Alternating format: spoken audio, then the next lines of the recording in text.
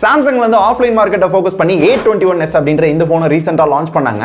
இது main டார்கெட்டே offline அப்படின்றதுனால இதோட ஸ்பெக்கெல்லாம் கொஞ்சம் ஒரு மாதிரி தான் இருக்கும். இருந்தாலும் என்னோட விமர்சனத்தை நான் சொல்ல தான் போறேன். முக்கியமா நீங்க ஒரு சாம்சங் போன் வாங்க போறீங்க, அதுலயும் ஆஃப்லைன்ல வாங்க போறீங்க அப்படின்னா இந்த போன் எந்த அளவுக்கு ஒர்த்தா இருக்கும், வாங்கலாமா வேணாமா அப்படின்ற எல்லா ஐடியாவும் இந்த வீடியோ மூலமா கிடைக்கும். ஆனா இந்த வீடியோக்குள்ள போறதுக்கு முன்னாடி இந்த வீடியோ ஸ்பான்சர் பண்ணது பாத்தீங்கன்னா Zairo அப்படின்ற இந்த வெப்சைட் தான். இதுல உங்களுக்கான ஓன் வெப்சைட்டை ரொம்ப ஈஸியா வந்து கிரியேட் பண்ணிக்க முடியும். இதுல இருக்க ஃபீச்சர்ஸ் அப்படின்னு பார்த்தோம்னா AI பிசினஸ் டூல் கொடுக்குறாங்க. அண்ட் கோடிங் அடிக்கணும் அப்படின்ற அவசியமே கிடையாது, ஈஸியா வந்து பண்ணிக்க முடியும். 100க்கும் மேற்பட்ட டிசைனர் மேட் டெம்ப்ளேட்ஸ் கொடுத்திருக்காங்க. அண்ட் ஆல்சோ 24x7 எப்பயுமே கஸ்டமர் சர்வீஸ் இருக்கும் அப்படின்றாங்க. அண்ட் ரொம்ப ஈஸியா டிராக் அண்ட் டிராப் பண்ணி உங்களுக்கான வெப்சைட்டை ஈஸியா டிசைன் பண்ணிக்கலாம். அண்ட் நீங்க ஒரு இ-காமர்ஸ் சைட் ஓபன் பண்றீங்க அப்படின்னா அதுக்கான எல்லா ஃபீச்சர்ஸுமே இந்த வெப்சைட்ல கொடுத்திருப்பாங்க. அண்ட் அது கூடவே எல்லா டிவைசஸ்க்கு ஏத்தாப்புல ஃபாஸ்ட் வெப்சைட்டை ஈஸியா கிரியேட் பண்ணலாம். பார்க்கிறதுக்கும் செம்ம கெத்தா இருக்கும். இப்போ மார்க்கெட்ல ஓரளவு பெஸ்டான பிரைஸ் தான் கொடுக்குறாங்க. யாருக்கெல்லாம் இன்ட்ரெஸ்ட் இருக்கோ ட்ரை பண்ணுமோ. லிங்க்கும் ஒரு கூப்பன் கோடும் டிஸ்கிரிப்ஷன்ல கொடுத்திருக்கேன், வேணும்ன்றவங்க ட்ரை பண்ணுங்க.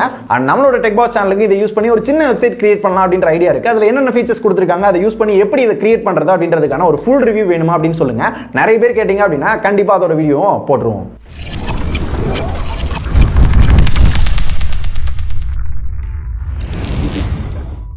சாம்சங்ல யூசுவலாவே இந்த A சீரிஸ் வந்து ஆஃப்லைன்ல தான் ஃபோக்கஸ் பண்ணுவாங்க. அதுவும் ரீசெண்டா A21S அப்படின்ற இந்த போன் வந்து லான்ச் பண்ணாங்க. சோ இந்த போன் லான்ச் ஆன அன்னைக்கே அமிச்சிட்டாங்க. ஆனா இந்த கொரோனா சிச்சுவேஷனால 20 நாள் கழிச்சு தான் நம்ம கை கிடைச்சு. அண்ட் ஆல்சோ நம்ம ஒரு 10 நாள் யூஸ் பண்ணிட்டு ஆஃப்லைன் ஃபோக்கஸ்டு போன் அப்படின்றதுனால எல்லாரும் வாங்குறப்ப அந்த அளவுக்கு ஒர்த்தா இல்லையான்னு சொல்லணுன்றதுக்காக தான் லேட்டா வீடியோ போஸ்ட் பண்ணிருக்கோம். இருந்தாலும் ஆஃப்லைன்ல போய் சாம்சங் போன் வாங்குறவங்களுக்கு இந்த வீடியோ ரொம்ப யூஸ்ஃபுல்லா இருக்கும். ஃபர்ஸ்ட் இதோட அன்பாக்சிங்கை பார்த்தலாம், அதுக்கப்புறம் என்னோட யூசர் எக்ஸ்பீரியன்ஸ் உங்களுக்கு நான் ஷேர் பண்றேன். அன்பாக்சிங் பாத்தீங்கன்னா எப்பயும் போல ஒரு சாம்சங் போனோட பாக்ஸ் மாதிரி முன்னாடி சாம்சங் A21S அப்படின்னு போட்டு இந்த போனோட பிக்சர் போட்டுருக்காங்க.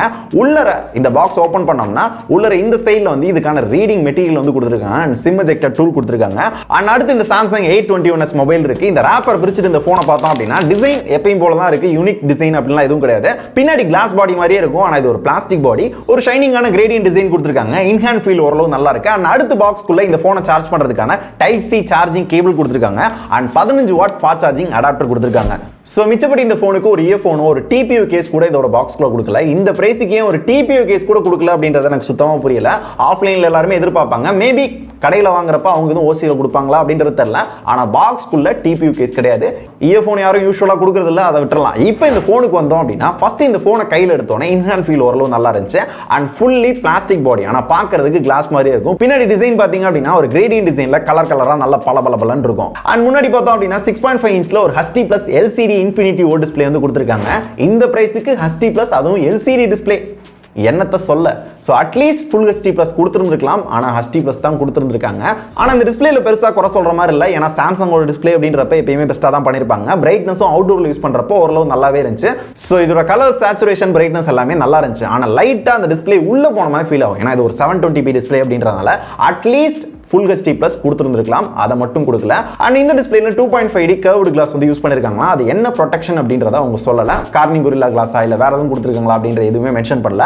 ஆனா இந்த மாதிரி கொடுத்திருக்கோம் அப்படின்னு மட்டும் சொல்லிருக்காங்க. தென் அடுத்து இந்த போன்ல இப்போ வர எல்லா போன் மாதிரி 5000 mAh பேட்டரி கொடுத்திருக்காங்க. அதை சார்ஜ் பண்ண 15 வாட் ஃபாஸ்ட் சார்ஜிங் சப்போர்ட் இருக்கு. ஃபுல்லா சார்ஜ் பண்ண அதிகபட்சமா ஒரு 2.5 மணி நேரம் ஆகுது. ஃபுல்லா சார்ஜ் பண்ணீங்க அப்படின்னா பேட்டரி நல்லாவே நிக்குது. சோ நார்மலா யூஸ் பண்றீங்க அப்படின்னா அதிகபட்சமா ஒரு 1.5 நாள் வருது. இல்ல கொஞ்சம் ஹை இன்டென்சிவா நிறைய கேம்ஸ் விளையாடுறீங்க, மல்டி டாஸ்கிங் பண்றீங்க, எப்பயுமே லொகேஷன் ஆன்ல வச்சிருக்கீங்க, இல்ல கேமரா அதிகமா யூஸ் பண்றீங்க அப்படின்னா சாயங்காலம் வரையும் பேட்டரி வருது. என்னடா அது அப்படின்னு தான் இருந்துச்சு. சோ மிச்ச போன் இதே பிரைஸ்ல இருக்க மோட்டோ ஒன் ஃபியூஷனை கம்பேர் பண்ணோம் அப்படின்னா இதோட பேட்டரி கொஞ்சம் கம்மியா தான் இருக்கு. ஏன்னா அதுலயும் அதே பேட்டரி தான், இதுலயும் அதே பேட்டரி தான். ஆனா இங்க ஆப்டிமைசேஷன் சரியில்லை.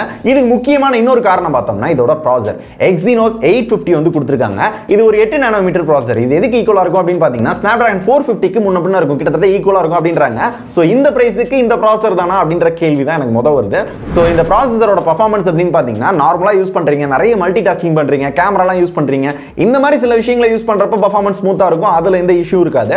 ஆனா நீங்க ஒரு ஹை இன்டென்சிவான கேம்ஸ்லாம் விளையாடுறீங்க அப்படின்னா, அதுவும் ஹை கிராபிக்ஸ்ல வச்சு விளையாடுறீங்க அப்படின்னா கண்டிப்பா லாக் ஆகும்.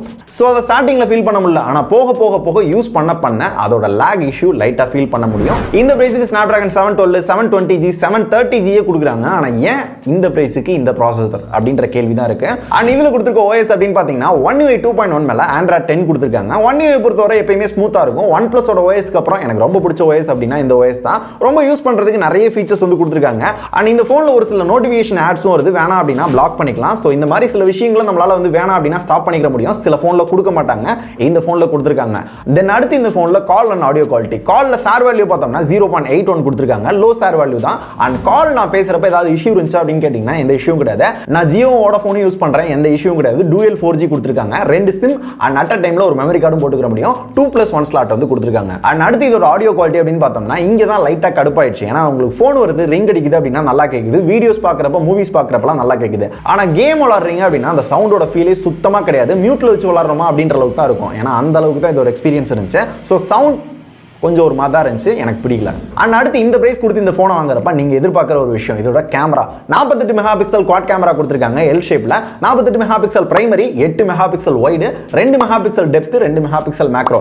எல்லாரும் கொடுக்குற மாதிரி தான் இவங்களும் கொடுத்திருக்காங்க. இதோட பர்ஃபார்மன்ஸ் எப்படி இருக்கு அப்படின்னு கேட்டீங்கன்னா நீங்களே பாருங்க. இதோட போட்டோஸ் எல்லாமே ஓரளவு நல்லா இருக்கு. ஸோ லைவ் ஃபோக்கஸ் யூஸ் பண்ணாலும் போட்டோஸ் எல்லாமே நல்லா எடுக்க முடியுது. மேக்ரோ போட்டோஸும் ஓரளவு நல்லா இருக்கு.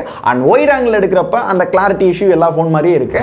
அண்ட் முக்கியமா லோ லைட் பத்தி பேசுறதுக்கு எனக்கு விருப்பமே இல்லை. ஏன்னா அதில் நைட் மோடும் கொடுக்கல, லோ லைட்லயும் அந்த அளவுக்கு சிறப்பா இல்ல. சோ நல்ல லைட்டிங்ல நல்ல போட்டோஸ் எடுத்துக்க முடியும். அந்த போட்டோஸ் எல்லாமே ஓரளவு நேச்சுரலா இருக்கு. கலர்ஸ் எல்லாத்தையுமே பூஸ்ட் பண்ணி கொடுக்கிறது, ஓவர் எக்ஸாஜரேட் பண்ணி கொடுக்கிறது, அந்த மாதிரி இல்லாம நேச்சுரலான போட்டோஸ் எடுத்து கொடுக்குது. சில பேருக்கு நேச்சுரல் போட்டோஸ் பிடிக்காது, லைட்டா மேக்கப் போட்டு காமிச்சா நல்லா இருக்கும் அப்படின்னு சொல்லுவாங்க.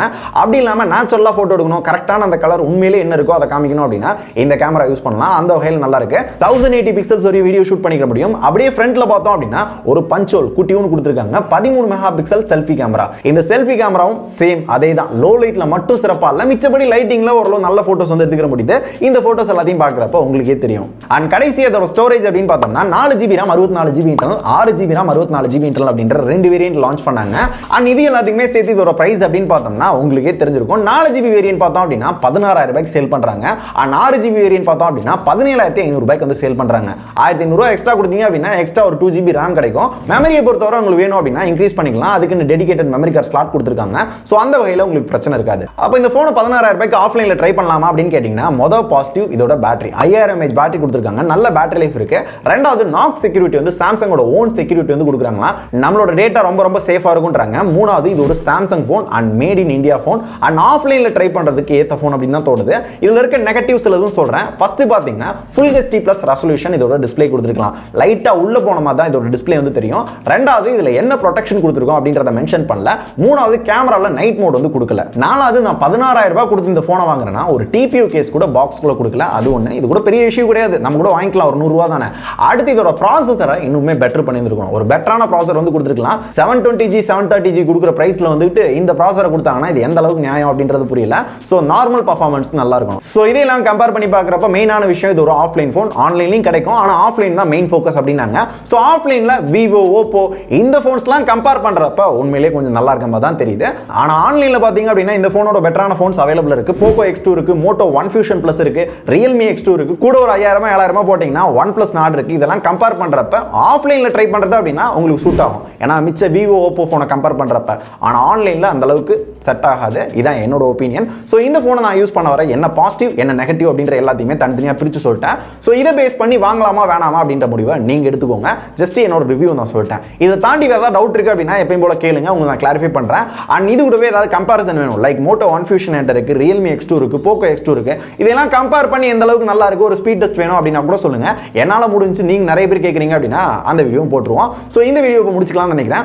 ஆஃப்லைன்ல ஒரு சாம்சங் போன் வாங்க போறோம், ஒரு மேட் இன் இந்தியா போன் வேணும் அப்படின்னு நினைக்கிறவங்களுக்கு இந்த வீடியோ ஷேர் பண்ணுங்க. அவங்களும் இந்த போன்ல என்ன நல்லா இருக்கு நல்லா அப்படின்றத தெரிஞ்சுக்கிட்டு வாங்கலாமா வேணாமா அப்படின்றத அவரையும் முடிவு எடுத்துக்கிட்டோம். இதே மாதிரி ஒரு நல்ல போன் பத்தி அடுத்த வீடியோல பார்க்கலாம். நன்றி.